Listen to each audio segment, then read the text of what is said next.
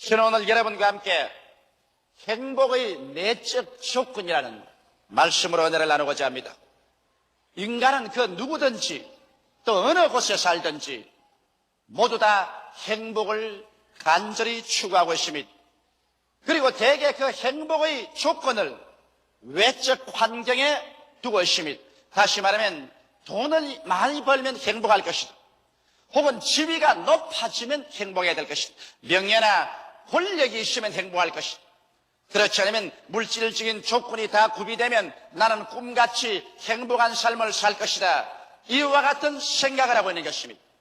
그러나 오늘날에 와서 돈이나 지위나 명예나 권력을 얻은 사람들, 물질적인 모든 요구 조건이 다 확립된 사람들이 과연 행복하냐?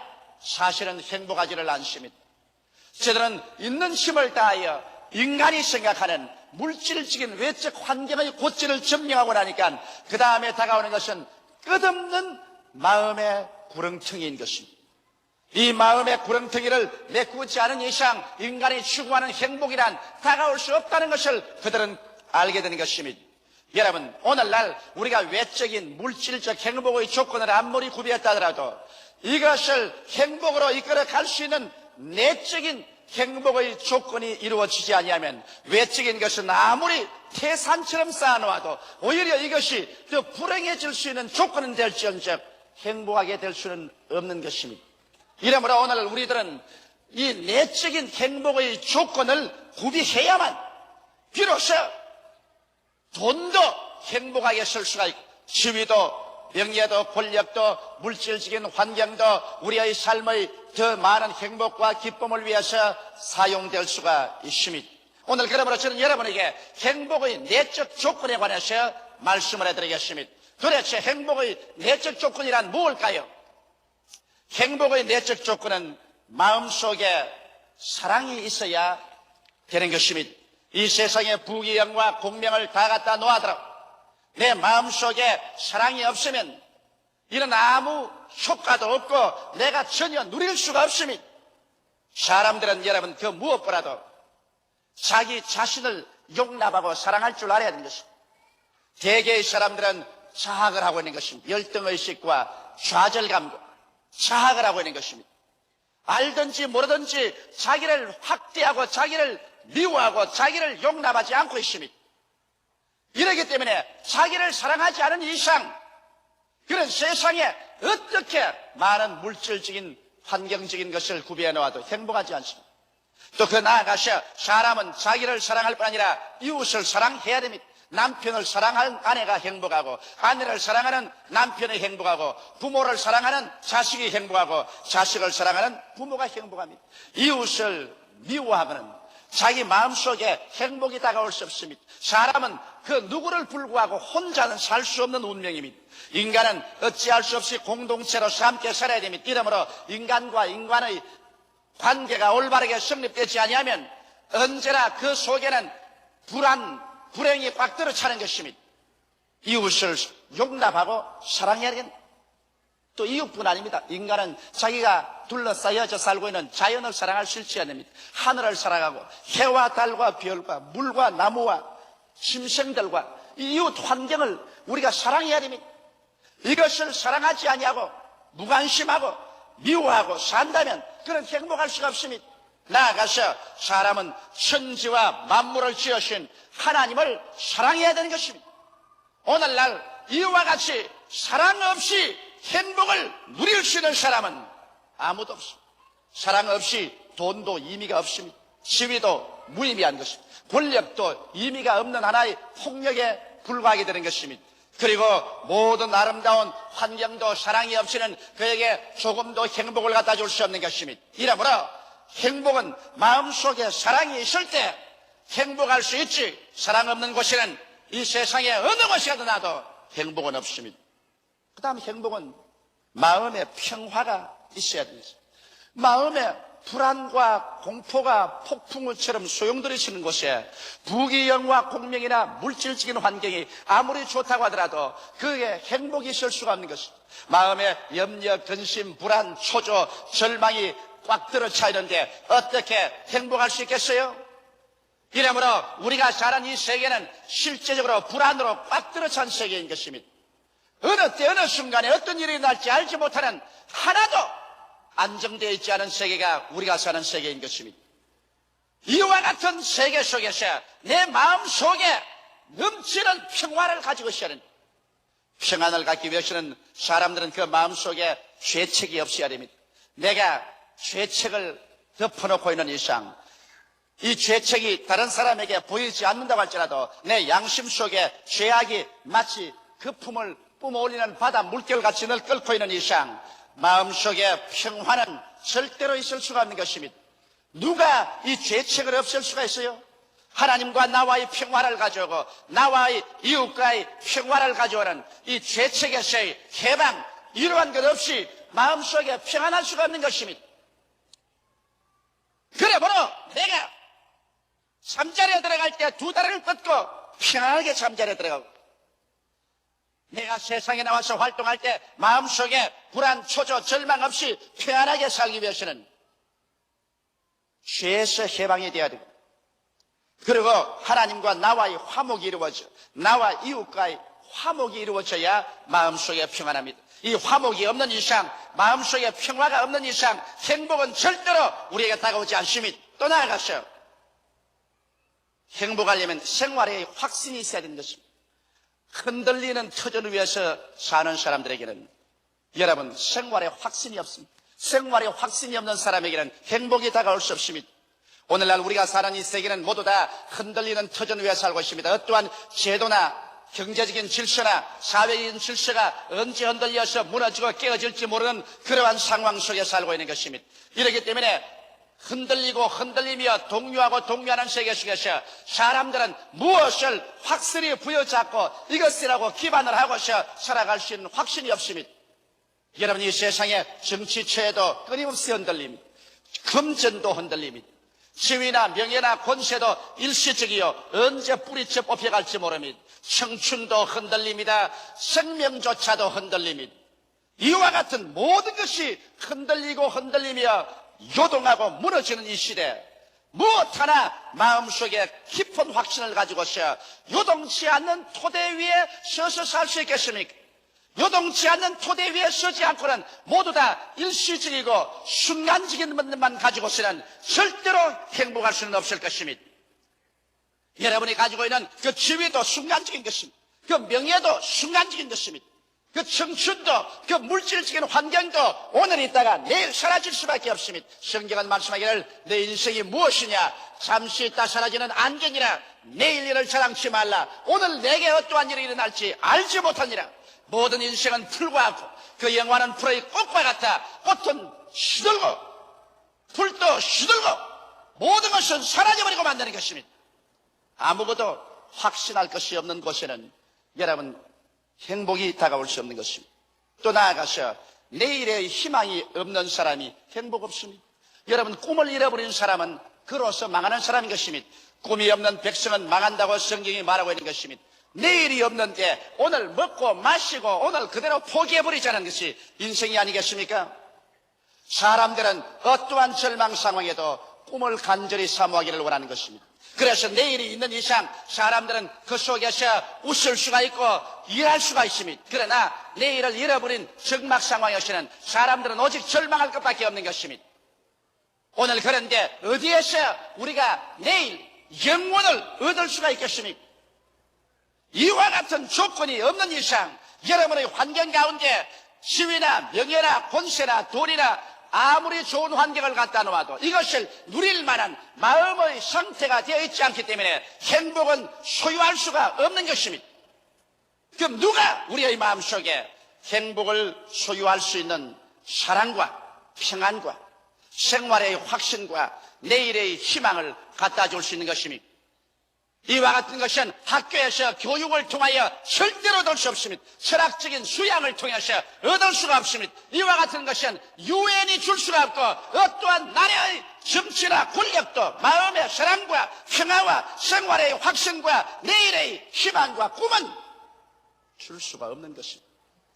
어디에서 그러면 우리가 이것을 얻어야 행복할까요?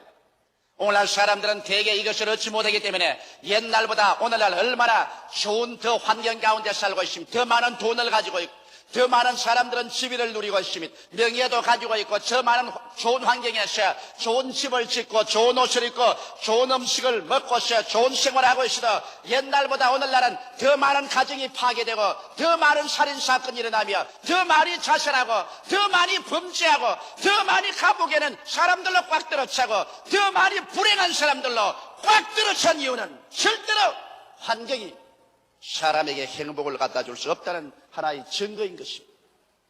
이러므로 행복을 갖다 줄 수 있는 사랑과 마음의 평화와 생활의 확신과 내일의 희망, 이것은 오직 길이요 진리요 생명 되시는 예수 그리스도를 통하지 않고는 얻을 수가 없습니다. 이러므로 우리는 예수를 전도합니다. 이러므로 예수께서 회개하라! 천국이 가까이 왔다고 말할 수 있는 이유가 바로 거기에 있는 것입니다. 행복을 갖다 주기 때문에 천국을 우리 속에 갖다 줄 수 있는 것이 예수님인 것입니다. 내가 곧 길이요 진리요 생명이니 나로 말미암지 않고는 행복의 그런 데는 아버지께로 올 자가 없다고 주께서 말씀하십니다. 그러면 예수께서 우리에게 사랑의 조건을 충족시켜 줄 수 있나요? 여러분, 이 세상에 사랑이란 여러 가지 사랑이 있습니다. 에로스 사랑, 이성간의 사랑입니다. 지극히 이기주의적인 오늘날 에로스 사랑이 파괴됨으로 말미암아 수많은 가정들이 파괴되고 있는 에로스 사랑으로서는 안 됩니다. 친구의 사랑, 필레오 사랑. 필레오 친구는 오늘 이 친구 되었다가 내일이 원수가 되는 국제 정치의 무상한 생활 가운데서 필레오 사랑을 유지하고 우리가 사랑이라고 할 수는 없습니다. 시돌케 사랑, 부모와 자식 간의 사랑, 이것도 내 부모, 내 자식만 사랑하지 그것을 넘어서 그와 같은 사랑이 존재할 수 없어 이것도 이기주의적인 것입니다. 그러면 무엇이 이성 간의 사랑도 초월하고 친구 간의 우정의 조건의 사랑도 뛰어넘고 부모 자식 간의 한정적인 사랑도 뛰어넘고 무조건의 사랑을 우리에게 줄 수 있는 위대한 그 사랑의 그런이 어디 있을까요? 아가페 사랑, 하나님의 사랑. 하나님이 세상을 이처럼 사랑하사 독생자를 주셨으니 누구든지 저를 믿으면 멸망하지 않고 영생을 얻으려는 사랑이 것입니다. 이 아가페 사랑은 우리가 죄를 지었음에도 불구하고 못났음에도 불구하고 버림을 받아야 마땅함에도 불구하고 죄를 지은 그대로 못난 그대로 병든 그대로 인간을 바라보시고 수고하고 무거운 짐진 자여 다 내게로 오라 내가 너를 쉬게 하리라 책임져 주는 그 사랑. 이 사랑을 안고 예수께서 십자가에 올라가셔서 우리의 죄와 불의와 추악과 저주와 절망과 죽음의 자리에 대신 올라가셔서 우리 대신 못 박히고 창을 받으시고 가시관 쓰시고 피를 흘리시고 몸을 찢고 죽으시면서도 우리를 저주하지 아니하시고 아버지 앞에 용서를 구한 그 사랑, 이 예수 그리스도의 무조건 용납된 사랑, 이 사랑을 우리가 받을 때 비로소 우리 스스로 나 같은 인간도 용서를 받고 구원을 받을 수 있다는 희망을 얻을 수가 있는 것입니다. 이 하나님의 위대한 사랑이 내 마음속에 부어질 때 비로소 나는 나를 사랑할 수 있게 되는 것입니다. 나같이 못난 인간도 하나님이 이처럼 사랑해 주시니 내 스스로를 용납하고 사랑해야 되겠다. 나를 미워하거나 자학을 하지 말아야 되겠다. 하나님이 나를 이처럼 사랑해 주시는데 왜 내 스스로 사랑하지 말아야 되는가? 자기를 사랑할 수 있는 마음이 생겨납니다. 자기를 사랑하게 되면 행복하게 되고 그러게 되면 내 이웃을 사랑하게 됩니다. 남편을 아내를 못나서도 그 사랑 가운데 용납할 수 있고 부모와 자식을 용납할 수 있고 이웃이 잘못해도 예수님의 사랑을 내가 받았는데 저 이웃을 내가 사랑하지 않아서 되겠는가? 그 이웃을 용납할 수 있고 사랑할 수 있고 그리고 자연을 사랑할 수 있고 하나님 만드신 세계를 사랑하고 그 무엇보다도 우리가 하나님을 쳐다보고 아버지라고 하나님을 사랑할 수 있게 됨으로 말미암아 우리의 마음속에 비로소 그 사랑 가운데서 모든 것을 행복으로 누릴 수 있는 힘이 주어지게 되는 것입니다. 사랑이 없는 곳에는 어떠한 곳에도 시베리아 벌판 같은 얼음판만 있을 뿐이지 고비 사막같이 메마름만 있을 뿐이지 그 속에 생수가 넘쳐나는 사랑 이 행복은 있을 수가 없는 것입니다. 그다음 평안도 그렇습니다. 여러분 평안이라는 것은 죄책이 있는 이상 평안이 없다고 제가 말씀드렸습니다. 화목이 없는 이상 평안이 있을 수가 없습니다. 우리의 그 마음속에 누구든지 절망을 느끼는 죄책과 정죄의식, 이것을 어떻게 정결케 할까요? 이 세상 사는 사람 중에서 하나님 앞에서 양심의 죄책을 갖지 않은 사람 누가 있으며, 자기 스스로의 양심 속에 죄책에 뭉칠거리지 않은 사람 누가 있으며, 이웃 사람에게 범죄하지 않은 사람이 누가 있나요? 죄책의 문제가 이 속에 감춰있는 이상 사람은 불안합니다. 누가 밤중에 대문만 두들겨도 간이 덜컹거려 않습니다. 수상한 사람이 길거리에서 만나서 질문만 해도 간이 덜컹거려 않습니다. 죄책, 이 죄책에서 우리를 씻어줄 자가 누굽니까? 아무도 없습니다. 예수밖에 없습니다. 예수님께서는 여러분과 나를 죄책에서 용서해 주기 위해서 우리의 모든 죄를 대신 짊어지고 그는 십자가에서 그 생명을 버리고 피를 쏟음으로 말미암아 그 피의 대가로서 여러분과 나를 하나님 앞에서 영원히 죄책에서 해방을 주시고 말하셨습니다. 할렐루야. 이러므로 우리가 예수 앞에 나와서 우리 죄를 자백하면 우리의 죄가 그 피로서 다 씻음받고 하나님 앞에서 내 양심이 부끄러울 것이 없게 될 때 내 마음이 얼마나 뜨뜻한지 모릅니다. 내 뱃속에서부터 평안이 샘물처럼 솟아오릅니다. 그러고 난 다음 지금 죽더라도 나는 겁나지 않다, 온 세상이 다 나보고 손가락질해도 두렵지 않다는 평화가 마음속에 넘쳐올 때 행복을 누릴 수가 있는 것입니다. 그와 함께 이 예수 그리스도의 용서가 하나님과 우리를 화목시켜주고 내가 용서받았다는 그 기쁨이 있을 때 나는 내 가족과 화목될 수 있고 이웃과 화목될 수 있고 심지어는 예수의 보혈로 말미암아 우리의 주위는 자연 환경하고도 화목을 누릴 수가 있는 것입니다. 사람은 화목한 가운데서 축복이 다가오고 먹는 것과 입는 것과 사는 것이 기쁨이 넘쳐나는 것입니다. 이러므로 예수의 피로 말미암아 여러분 우리는 끊임없이 화목을 주장해야 되는 것입니다. 그리고 예수의 피 가운데서 넘쳐나오는 우리의 용서와 화목의 능력이 우리에게 행복을 생산해 주는 것입니다. 그러고 난 다음 또 생활의 확신, 흔들리지 않은 반석, 변치 않은 주권과 가치, 이것을 어디에서 얻을 수 있을까요?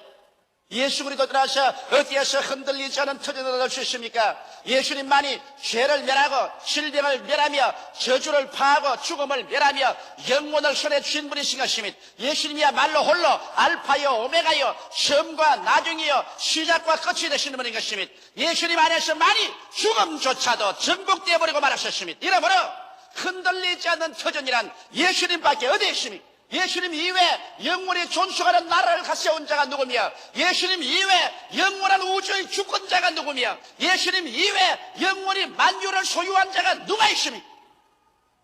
이러므로 변치 않은 우주의 주권을 손에 주시고 변치 않게 만유를 손에 주시고 변치 않은 위대한 사랑으로 우리 인류를 다스리는 예수님, 그를 우리의 삶의 토대로 삼지 않고는 이 세상에 확신이란 아무것도 없습니다. 흔들리고 흔들리며 깨어지고 깨어지며 변화무쌍해도 우리는 예수를 바라보고 하나님께 의지하고 있는 이상 이 가운데서 우리는 마음의 토대를 튼튼히 하고 가치 기준을 심차게 세워서 두려워하지 않고 전진할 수 있는 것입니다. 또 나아가서 내일의 희망도 예수 안에서 얻지 못하는 희망 어디 있어 들 수 있습니까? 우리의 환경에 살아갈 동안에 폭풍이 다가오고 시련이 다가와도 우리는 말할 수 있습니다. 좋은 일은 좋아서 좋고 좋지 않는 일은 하나님께서 내일에 좋게 해주시기 때문에 좋다. 하나님을 사랑하는 자, 곧 그 뜻대로 부르심을 입은 자들에게는 모든 것이 합력하여 선을 이루게 된다. 지금 나쁘게 보이더라도 나중에 선하게 된다는 희망이 있게 되는 것입니다. 할렐루야. 이러기 때문에 우리는 절망에서 낙심하지 않습니다. 병들어도 나을 희망이 있고 못 살아도 저주에서 해방될 희망이 있고 고통당해도 위대한 승리가 올 것을 희망할 수 있으며 죽음이 다가와도 영원한 천국에 들어갈 희망이 있는 것입니다. 이런 희망이 있기 때문에 우리는 적극적이고 긍정적이며 진취적이고 승리적인 신앙생활을 하고 살 수 있는 것입니다. 내일의 희망, 이것이 오늘날 이렇게 어둡고 캄캄한 역사적인 세계적인 정황 속에서 예수 그리스도 안에서밖에 있을 수가 없습니다. 예수님만이 전지하시고 전능하시며 무소부지하셔서 어떠한 것도 올바르게 변화시켜 줄 수 있는 좋으신 하나님이기 때문에 이 좋으신 하나님을 믿고 있는 이상 우리 마음속에 희망이 없을 수가 없습니다. 너희 중에 누구든지 자식의 떡을 달라면 돌을 주며 생선을 달라면 뱀을 줄 자가 있겠는가? 너희가 악할지라도 좋은 것 줄 줄 알거든 하물며 천국께서 구하는 자에게 좋은 것으로 주지 않겠는가? 좋으신 하나님을 모신 사람에게 좋은 희망이 있지 아니할 수가 없습니다. 그러므로 오늘 예수 그리스도 안에서 사랑과 평화와 생활의 확신과 내일의 희망을 얻으면 우리는 돈, 지위, 명예, 권세, 좋은 물질적 환경을 손에 쥐고 이것을 요리해서 이것을 행복으로 이끌어갈 수 있는 마음속의 자원이 있게 되는 것입니다. 그러나 이와 같은 내적인 이 행복의 자원을 우리가 가꾸어야 됩니다. 이를 가꾸지 아니하면 없어지고 마는 것은 내가 한때 교회에서 은혜 받아서 오두막집도 행복하고 부모 자식도 다 행복하고 좋았는데 어느 정도 계속하다가 이것이 사라지고 말았다고 탄식하는 사람이 있습니다. 이는 그에게 행복의 이러한 조건들이 마음속에 성령으로 주어진 것을 가꾸지 않았기 때문에 그런 것입니다. 그러면 내 마음속에 주어진 행복의 조건을 어떻게 가꾸어 나갈 수 있을까요? 첫째로 하나님의 말씀으로 영양을 공급해야 내 속에 주어진 행복의 조건이 가꾸어지는 것입니다. 사랑이 주어졌지요. 평화가 주어졌지요. 생활의 확신이 주어졌지요. 내일에 대한 희망이 그리스도 안에 주어졌지요. 그렇다면 이 사랑과 평안과 생활의 확신과 내일의 희망이 하나님의 말씀으로 영양 공급이 되어서 이것이 가꾸어져야만 되는 것입니다. 이 세상에 무엇 하나 치고 사람이 가꾸지 아니하고 그대로 훌륭하게 자라지는 않습니다. 가재 도구 하나라도 늘 우리가 반질반질하게 닦아서 윤을 나게 해야 그것이 빛나는 것입니다. 이러므로 하나님 말씀을 먹지 아니하고 여러분 내적인 행복의 조건이 가꾸어지지 않습니다. 이렇기 때문에 성경은 말씀하기를 사람이 떡으로만 살 것이 아니요 하나님의 입으로 나오는 모든 말씀으로 살 것이라고 말씀한 것입니다. 이 말씀이 우리 영혼 속에 양식이 될 때 여러분과 나의 속에 사랑은 자라고 평안도 자라고 오늘에 대한 확신도 자라고 내일에 대한 희망도 자라니 그래서 우리의 행복을 누릴 수 있는 그릇이 30배, 60배, 100배로 성장하게 되는 것입니다. 그 다음 둘째로 우리는 끊임없이 우리 속을 정결케 하려 합니다. 우물을 보십시오. 여러분 시골에서 자란 사람은 수도물을 먹지 않고 우물물을 먹은 경험이 많을 것입니다. 이 우물물이라는 것은 1년에 두세 번 청소를 해야 됩니다. 그러지 않고 여러분 보면 큰 비가 오고 난 다음 우물에 물이 싹 올라오면 여러분께서 우물물 속을 들어보면 불구스름한 기름이 떼 있는 것을 볼 것입니다. 그 왜 기름이 떼 있는지 압니까?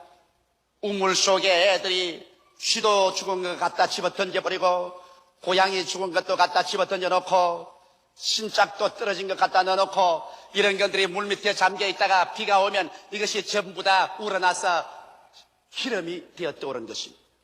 그러므로 맑은 우물물을 먹으려면 1년에 두세 번 반드시 우물 밑을 청소를 해서 올려야 맑고 깨끗한 물을 먹을 수가 있는 것입니다. 이와 같이 여러분께서 맑고 밝고 환하고 좋은 행복과 사랑과 평안과 확신과 희망을 얻으려면 마음속을 청소해야만 되는 것입니다.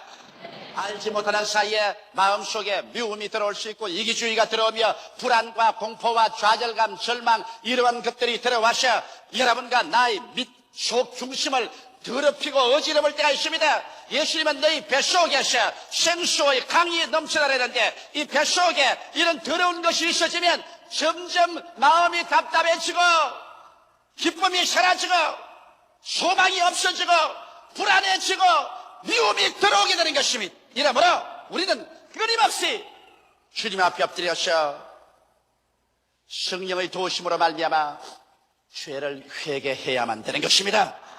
회개하라! 천국이 가까웠나라고 말하기 때문에 천국은 회개하지 않고는 들어올 수가 없는 것입니다. 크고 작은 죄들을 매일같이 회개하여 청산하는 여러분 되시기를 주님의 이름으로 축원합니다. 셋째로는 마귀의 환경적인 부정적 공격을 받아들이지 말아야 됩니다. 우리의 마음속에 행복을 가져오는 것을 마귀는 끓입니다. 마귀는 우리를 도적질하고 죽이고 멸망시키기를 원하기 때문에 끊임없이 우리 주위 환경에 있어서 우리에게 부정적인 생각, 부정적인 환경, 부정적인 말을 하도록 만들어줍니다. 그래서 우리에게 불안, 공포, 절망, 초조로 들어차서 환경적인 노예가 되게 하는 것입니다. 이러므로 우리는 강호 담력에 서서 마귀를 대지해야 하는 것입니다. 눈에는 아무 증거 안 보이고 귀에는 아무 소리 안 들리고 소리는 잡히는 것 없어도 내 삶이 어두워도 이것을 바라보고 이것을 받아들이고 이것을 인정하여 환경에 포로가 되는 이와 같은 연약한 사람이 되지 말아야 되는 것입니다. 마귀의 모든 환경의 사주를 단호하게 예수 이름으로 물리쳐버리고 담대하게 일어설 수 있는 사람이 되라는 것입니다. 그 다음 넷째로 성령으로 충만해야 행복이 보존되는 것입니다.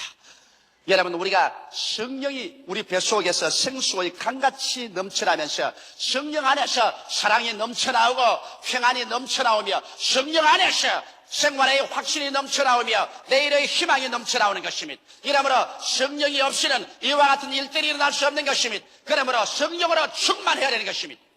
어떻게 해야 성령으로 충만할까요? 기도하지 않고 성령으로 충만해질 도리는 절대로 없는 것입니다.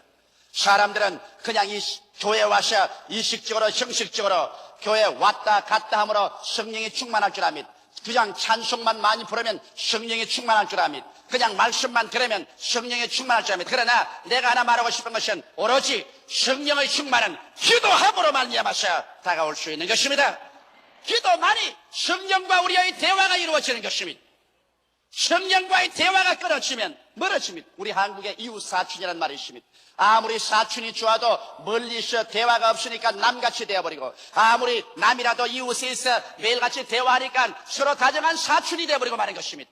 이와 같이 대화하는 것에 친해지는 것처럼 성령과 친밀해지기 위해서는 끊임없이 철학기도, 금식기도, 가정예배, 기도에 힘써야 성령으로 충만해질 수 있는 것입니다. 행복이란 생각하는 것이 아니고 여러분 속에 느끼는 것입니다. 행복은 마치 더운 날에 시원한 냇물처럼 마음의 깊은 곳에서 넘쳐 올라오는 것입니다. 심리적인 이해가 아니라 영적인 체험인 것입니다. 이러기 때문에 행복은 체험하는 것이지 이론적으로 생각하는 것이 아니므로 오늘 행복한 여러분이 되시기를 주님의 이름으로 축원합니다.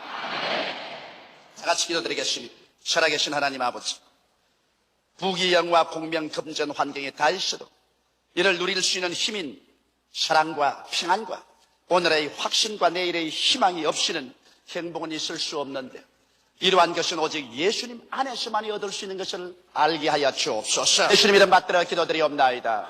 아멘.